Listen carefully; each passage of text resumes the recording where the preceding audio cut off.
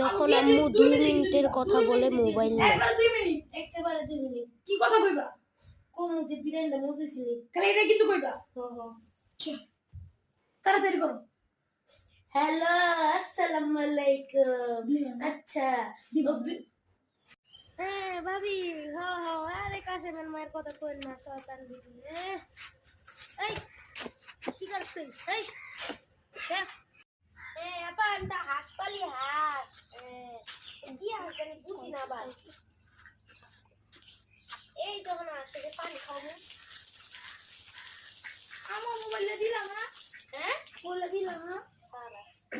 আবার 2 মিনিট একটু মিউট মারি। হ্যাঁ? ও বাবা! হেই! ওই! হাবি।